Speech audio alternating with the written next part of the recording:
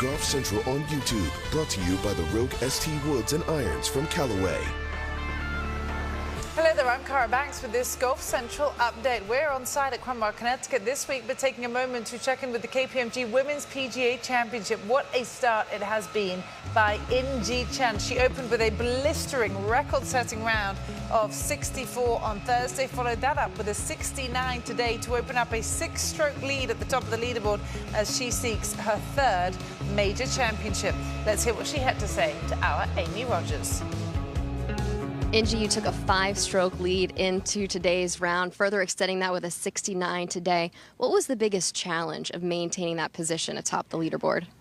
So after I had a great round yesterday, I felt I was just golf game, but today was not normal golf game. It was like me versus me. So I tried to make a good focus on my game. So it was more hard, but I'm so glad I made it on the par game. So I'm so happy now. Yeah.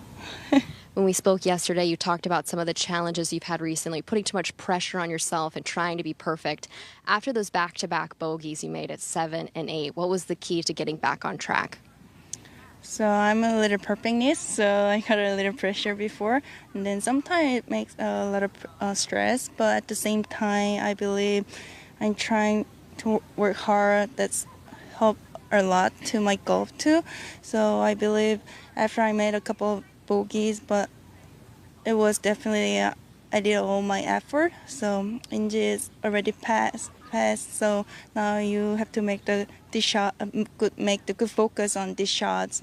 I kept trying to make good focus every each shot and each putt until I finish it. So yeah.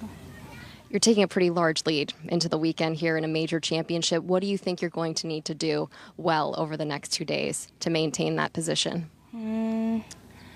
Just want to keep going what I did the last 2 days. And I already said I feel like after I had a great first round, now the game's going more like me versus me. So I'm keep trying to make a focus, and I just want to keep trying what I did last 2 days. I think that's the key to make win this week. So yeah, I want to just go with the flow and then what I can do. Congratulations on the great start and good luck this weekend. Thank you.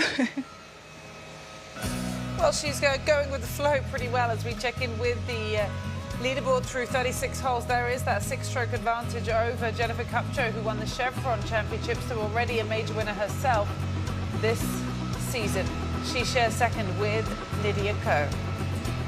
Meanwhile, over on the PGA Tour, it was a turbulent day for Rory McIlroy, who held the lead quite considerably until he stepped on the tee at the 12th, ultimately ended up signing for a quadruple bogey 8 at that par 4, followed up 3 holes later by a double bogey 6 at the par 4 15th. It was an even par round of 70. He's 8 under par 6 off of the lead, and he spoke to Andrew Bradley. Rory, quite an interesting round today. You had to 13 under before a couple tough holes coming in. How would you kind of overall characterize your round? Yeah, I mean, 7 birdies is a good thing. But yeah, I mean, I had a 4-hole stretch there on the back 9 where I lost, obviously 3 fairway wood shots are what cost me. So for whatever reason, I haven't been comfortable with my fairway woods the last couple of weeks, and I hit 3 loose ones there, 2 on 12 and then the 1 on 15, and that was really it. I played well the rest of the way. Obviously got off to that great start. I thought I came back well. I mean, I made a good putt for 6 on 15 and then good putt for 6 on 15 and then birdied 16. So yeah, look, I should be closer to the lead, and I feel like I let a lot of guys into the golf tournament because of it. But it's only 2 rounds. There's 2 rounds left, and a lot of golf left. That's what I was going to ask. What do you take away from the 7 birdies, the 2 bad holes, or is it just all kind of all-encompassing and that's just golf sometimes? Yeah, it's golf sometimes. I think.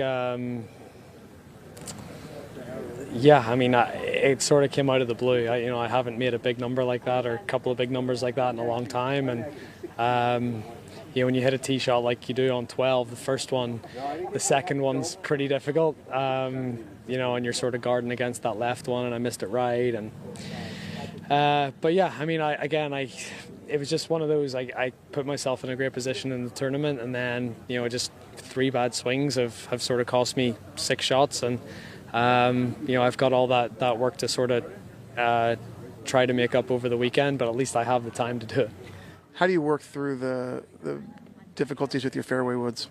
I don't know, either just avoid hitting them or go do some work on the range. I'm pretty tired right now, so I don't think I'll do that tonight. Maybe just spend a little bit extra time in the warm-up tomorrow hitting them and sort of getting committed to the shots that I'm going to need out there off the tees.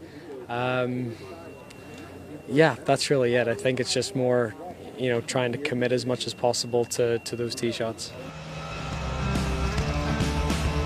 You can tell McIlroy sounds a bit under the weather. He's been battling sinus issues all week. Nevertheless, after all of that chaos today, he's still tied 7th and on the first page of the leaderboard. But he does chase Xander Schauffele, who has had back-to-back rounds of 63. He hit all 18 greens in regulation yesterday. Didn't quite do that today, but still put on a very good performance as he looks for his first individual stroke play victory on the PGA Tour since January of 2019. I think anytime you can hit a lot of greens at any tournament, it definitely makes it a little bit easier on yourself. And I feel like Austin and I have just been a little bit more diligent and a little more deliberate with our, task when we're over the golf ball and picking numbers and picking sort of the right shot. And so I think I'm very focused on that and not much else. Gotcha. Did you happen to sort of see, it looked like there was a delay as you were waiting to play the par 5, the 13th, and obviously Rory had a tough time on the hole behind you. Were you able to see any of that, I was not aware. People were yelling some weird stuff, so you can never trust too many people out in the crowd this late in the afternoon. They're yelling funny things, so I was just trying to worry about it. 13 is one of the harder holes out here to hit the fairway. Yeah. And it's not a great one to sit on, but it's just something you got to deal with in this tournament. So I was more focused on just trying to hit that fairway than anything else. You've slept on the lead before. What will you go through? There's obviously 36 holes still to go. There's a long way on a golf course that yields those scores. What does your mindset start to be when you've got this position? Yeah, it's only Friday. We got 36 more holes, and I need to stay aggressive. This is a course that's giving up some birdies, and if you're leading the pack and you get kind of comfortable, people are going to hunt you down. So it's definitely something Austin and I will talk about and just kind of stick to what we've been doing. Obviously, it's been working out just fine. So sticking to the process is always a good thing. Well, it's a busy week in golf because there is another major championship taking place, this one on the PGA Tour Champions. It is the 42nd edition of the U.S. Senior Open there at Saucon Valley Country Club in Bethlehem, Pennsylvania. And Podrick Harrington, who just turned 50 years of age in August of last year, making just his 9th total start on the over 50s tour, is trying to win for the first time, and he would do so in a major way. He leads by 1 over Steve Stricker heading into the weekend. So how do you watch all the golf that there is this weekend? Well, here is your Saturday schedule. We'll kick things off with our pre-game coverage at noon Eastern time. You can watch Moving Day at the Travelers here on Golf Channel from 1 p.m. At that same time, it will be live third round coverage over on NBC from the KPMG Women's PGA Championship.